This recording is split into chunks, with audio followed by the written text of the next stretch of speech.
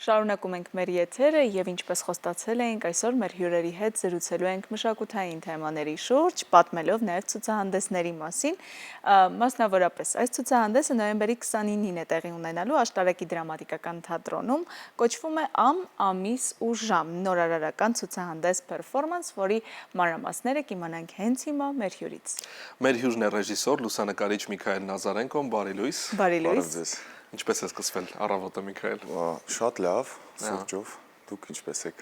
Շնորհակալություն։ Մենք էլ լավ սուրճով սկսել ենք եւ դեռ այսպես շարունակում ենք լավ տրամադրությամբ, շատ ուրախ ենք, որ մեր տաղավարում հյուրընկալվել եք։ Ես շատ շնորհակալ եմ, որ հյուրընկալեցիք։ Սիրով։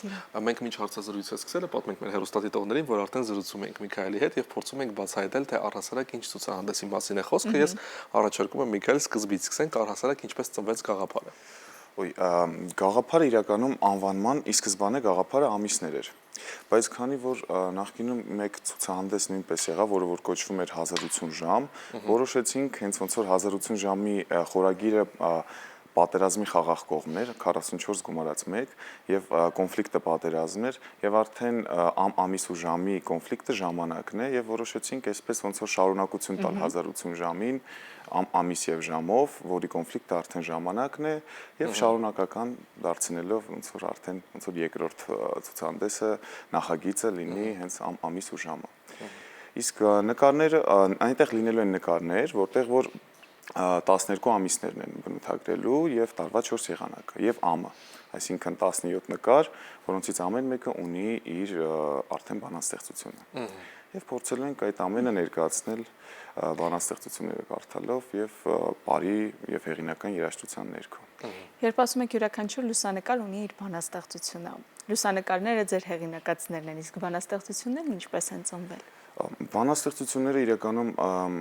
նույնպես ես եմ տենց գրել, որտեվ ամեն մի նկար մի էմոցիա է, իսկ ամեն մի իր անվանումով։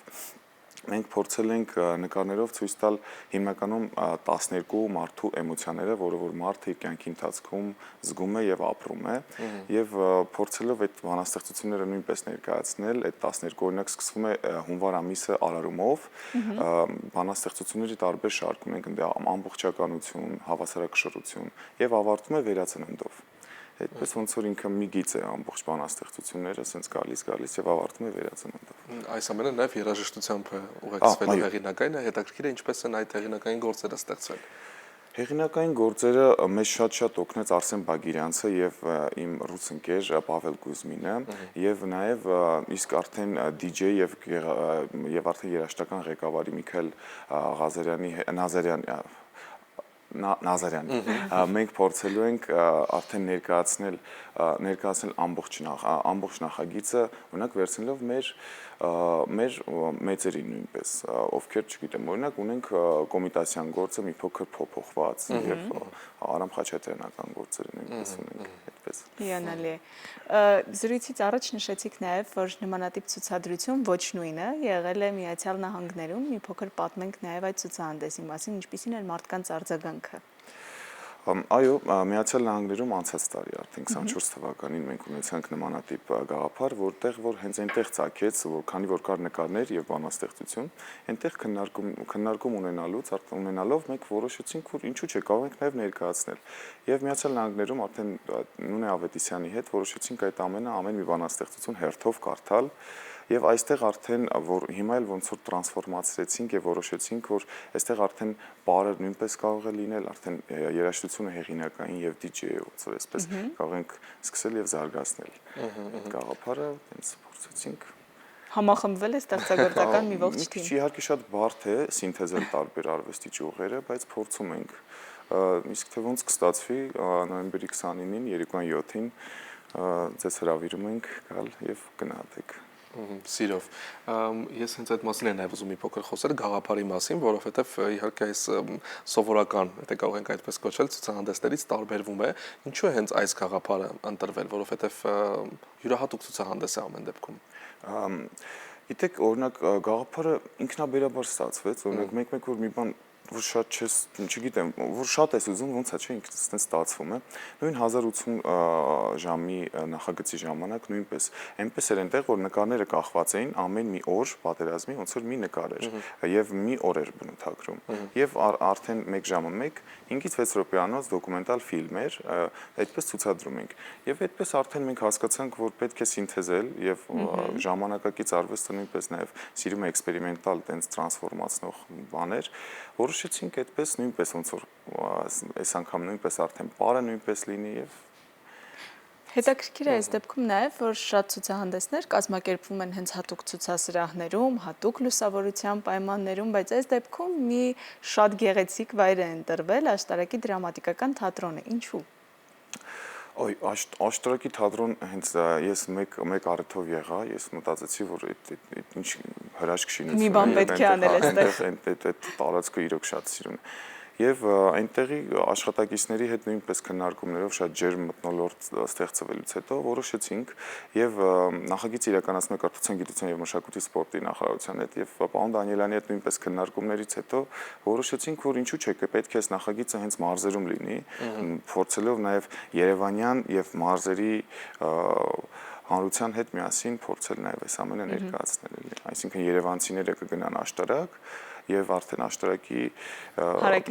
մարդիկ նույնպես եւ կան մասնակիցներ։ Իսկ նաեւ հնարավորություն լինի մարզերում հետագայում կազմակերպել այլ կենտրոններում, այլ թատրոններում, չէ։ Այո։ Իսկ թատրոնի կոնկրետ որ հատվածում է լինելու ցուցադրությունը, performance-ը։ Իրականում մի քիչ գաղտնիքներ այնտեղ կան, որը որ շատ չեմ ուզում հիմա բացել, բայց նկարները ցուցասրահում են լինելու եւ այնուհետեւ պարողները ուղղորդելու են դեպի բեմահարթակ։ Բայց բակագծերը չենք բացում, բայց բակագծերը մի քիչ բացեցի։ Դա հետաքրքրությունը, այո, բանկ շատ լավ։ Մենք միշտ նաև մեր հյուրերին հարցնում ենք, թե ինչ առաջիկա ծրագրեր ունեն, իհարկե ամենակարևոր ծրագիրը նոյեմբերի 29-ին սպասվող սա է, բայց դրանից հետո կան արդեն նախագծեր կամ գուցե ցուցահանդեսներ, որոնք պլանավորում եք անցկացնել։ Իրականում ցուցահանդես դեռ պլանավորված չէ, շատ կուզեմ այս գաղափարը նույնպես տարբեր մարզեր, ինչու՞ չէ նաև Երևանում ներկայացնել, բայց մենք նաև փորձում ենք ես լինելով նաև կուզեմ նաև ֆիլմ ինդուստրիայում փորձել նկարահանումներ։ Հիմա ավարտում եմ մեկ ֆիլմ, երևի թե տարվա վերջ կավարտեմ։ Եվ անցնեմ արդեն հաջորդ փորձությանը, փորձել սկսել այդպես մտքերում կա։ Կարող ենք մի փոքր բացել փակագծերը, ինչ ֆիլմի մասին է խոսքը։ Այո, մեկ ֆիլմ է, որտեղ որ մեր մշակույթն է այնտեղ ներկայացնում, եւ հենց 3 մասից է բաղկացած՝ կլոր, եռանկյունի եւ քառակուսի, հենց այդ ամենի այնտենց, որը որ իր հետ ներկայացնում է ջուրը, կաթը եւ գինին, մեր մշակույթն է ընդհանուր առմամբ այդպես։ Ես վստահ եմ, որ մենք դեռ առիթ կունենանք նաև ֆիլմի թեմայով հյուրընկալելուց ես մեր տաղավարում եւ պատմել մեր հեռուստադիտողներին, մեզ մնում է միայն հաջողություն մաղթել Միքայել ձեզ ցուցահանդեսի կապակցությամբ, վստահ ենք, որ ստացվելու է, վստահ ենք, որ մեր հեռուստադիտողները եւս, որոնք ժամանակ կունենան, անպայման կայցելեն։ Շատ շնորհակալություն ձեզ։ Սիրով, մենք երևի թե եւս մեկ անգամ հիշեցնենք, մանավանդ որ նոյեմբերի 29-ին աշտարակի դրամատիկական թատրոնում տեղի կունենա ամիս ու ժամ նոր արարական ցուցահանդեսը, բաց չթողնեք։ Բաց մի թողեք այս ցուցահանդեսը եւ բաց մի թողեք Առավոտ լուսայի մեր եթերները, որովհետեւ մենք խոստանում ենք, որ յուրաքանչյուր օր նմանատիպ մի իրադարձության մասին ձեզ կպատմենք, որպեսզի ձեր առօրյան էլ լինի հագեցած ու մշակութային իրադարձություններով լի։ Իսկ հիմա շարժվենք առաջ։